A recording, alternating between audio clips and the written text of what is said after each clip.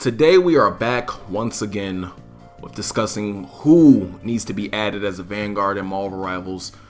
I believe both of us have cooked so far, and today I will be starting off with maybe a little less known character. She's a mutant that goes by the name Wolfsbane, and I envisioned her as being more of a cap Vanguard, a staller slash brawler with about 675 health. Just to start it off with, being a little generous.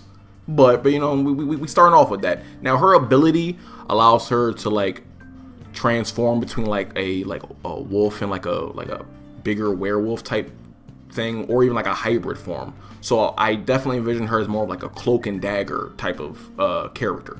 So she starts off as her hybrid form, where she kind of has the body structure of a human, but a lot of hair and fangs, maybe, I don't know, as her hybrid form. So when she transforms into a wolf, funny enough, she can bite and slash her opponents. May sound familiar, but we're going to start off with the primary attack, Vicious Strike. We're going for a 3-hit combo, 45 damage per third. It's going to be a close range. I promise you, we roll around the same time. We just link like that. I don't know, man. I can't explain it. I promise I'm not copying. So, if you complete a 4-hit combo, it activates, little do you know, bleed. I promise I ain't take it. And the bite will cause 1 stack of bleed.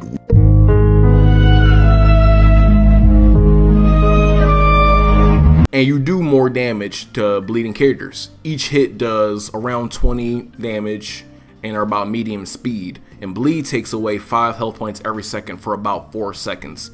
And she can switch between her hybrid form and wolf form, like I said, cloak and dagger with the press of a button.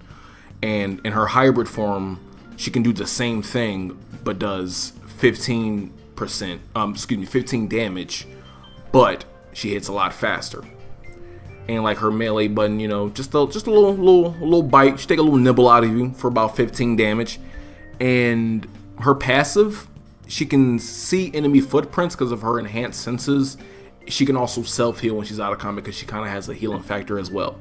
Also allows her to run on walls. And when she's in her hybrid form, she may be a little bit faster than your average character, but in her wolf form, she is about the speed of maybe Luna, maybe even a little bit faster than Luna. So her first ability, she obviously transforms into her wolf form, and she can go back and forth, but it's a 10-second cooldown each time, which is very different from how Cloak and Dagger operates. And with the second ability, it is a 3-hit combo that ends with a bite, and you're being thrown down to the ground with a 2-second stun, and she can do that in either form. Okay. Now, I only gave her 2 abilities because now with her ultimate, you may starting to see a familiar pattern. She turns into a werewolf with increased damage and bleed, and her health goes up to 800. She also can take big chunks out of the environment and throw it at enemies, which I feel is a mechanic severely lacking. Someone like The Thing definitely should have a move set like that. So I definitely wanted to add that for her. And for costumes, like I said, I'm not fully comfortable and aware of the character beforehand. So some of the outfits that stuck out to me was her classic, her X-Force form. I love anybody that dons the X-Force. You see Wolverine with the black and kind of gray, Deadpool.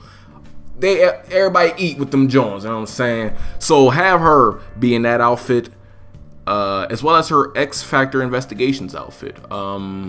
Just all around cool outfits. I also suspect that she'd be one of those characters they probably would want to do a lot of original ideas, seeing as she's not as well known as well. But the potential is open very much for costumes, I'd say. And that is Wolfsbane for you guys. Okay, I like it, definitely. I've definitely seen quite a few people actually request the Wolfsbane, even from the earliest inception of Marvel Rivals, or season 0 almost. People were really calling for her, even though she was obscure. But we got Luna Snow and characters in Marvel Rivals like Angela. Not too many people know them, and I think it's definitely dope. Yeah, to bring more people like that to the game. To shine some spotlight on the unknown characters in the Marvel universe, for sure. Most definitely. That being said, ironically enough, I've got somebody who's definitely not obscure in the slightest. We've got the Mad Titan Thanos, my boy, my dog, Purple Grimace out here. We're starting off 675 health as well, actually, and his primary execution is cleave. It's kind of similar to Magic's attack, like the same type of speed. Whereas Magic does 60 damage per hit, he does 40 damage per hit, and then after 2 hits, he does a stinger-like stab for 45 damage. Now, after that, he also has an ability called Executioner Stab, which is, once again, another stinger-like stab that dashes up to about 6 meters and stuns enemies for about 2 seconds. And if you press the button again, he'll slap the enemy away. So the cooldown without the slap will be about 5 seconds. With the slap, it'll be 6 seconds. Both doing 40 damage for the stab, and then an additional 10 damage for the slap. Now, after that, we have Executioner's Javelin. He throws his double-sided blade like a javelin, grounding any flying enemies and knocking enemies that are on the ground back for a cooldown of 8 seconds, doing 30 damage. After that, he has Power Stone Projection, where he actually blasts purple energy from the Power Stone. Charging it does extra damage. Regularly, he does about 40 damage, and he charges it up to about 2 seconds, and charging it up does about 50 damage. And the cooldown, regardless, will be 10 seconds. Last regular ability that he has is his Energy Shield, using, once again, the Power Stone. It has a similar size, but it is smaller than Magneto, just a little bit bigger than Cap, with 250 HP for the shield. And it can be used so that 50% of the damage taken can be shot back as a blast if the button is pressed once again, sort of similar to his other ability. If not, the shield comes back in 4 seconds. If you do decide to use the charged up energy from the blast, it'll be 7 seconds for the cooldown. Lastly, we have his ult. Balances everything. He raises the gauntlet power up, and all 6 charge up, and he creates the 15-meter dome that drains enemies down to 50% of their health in 3 seconds. Damn. And anyone left inside of that area gets snapped and killed after the 3 seconds. And the snap takes about 2 seconds to actually go. Or, and this is where it gets real devious, or you could just double tap the ult and snap and kill anybody after the charge. Of course, naturally you'll have to do the charge for both, charging up the gauntlet at first for about 2 seconds, and then the snap takes 2 seconds.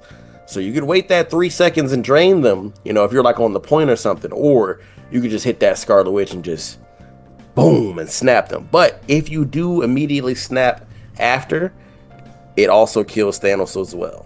The voice line for enemies, it will be "I am inevitable." And for allies, "I'm sorry, little one." Come on now. Come on, bro. Come on. Writes his fucking self. Come on, boy. I'm trying to tell you, bro. 2 iconic lines, bro. We got the MCU Infinity War outfit. Then we got the OG comic style purple and gold outfit. And then we got old King Thanos with the beard and all, ragged clown outfit. You already know. And that is Thanos from Marvel Rivals. At least my interpretation of what he should be. I've seen a lot of discourse about how Thanos should be used, especially with his gauntlet, and I love that ult. Now, I do have to ask though, does he also snap teammates? I was thinking about that, but I was on the fence and decided to leave it out. Initially, I had it so that when he snapped, it was going to be 3 random people on the map. It could be if you wanted to do the instant snap, it would be 3 random people. So that way, all right, cool, you're going to kill some people, but it's not guaranteed. Damn, I don't know. I think that might be better. Hold up. Or maybe just trap them in the soul realm for like 5 seconds or something, then they can come back type shit. I don't know. Okay. That's nice too. See, yeah, it's just so many ways you really could have went. But I think definitely I did my best.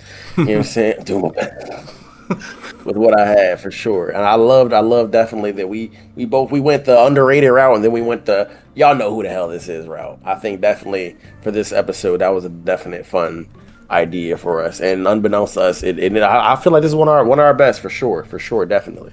100%. Yeah. Phenomenal game, phenomenal roster, and the doors open for so much more to be added. And this is only the beginning. We've both only listed 3 characters each for just Vanguard. So you know what that means. Perhaps we have 3 more under our sleeve for DPS and strategies. Who knows? If you would like that, please let us know in the comments. Like, comment, subscribe, and all that. We really appreciate it. And until next time, the struggle art continues. Be Brucey.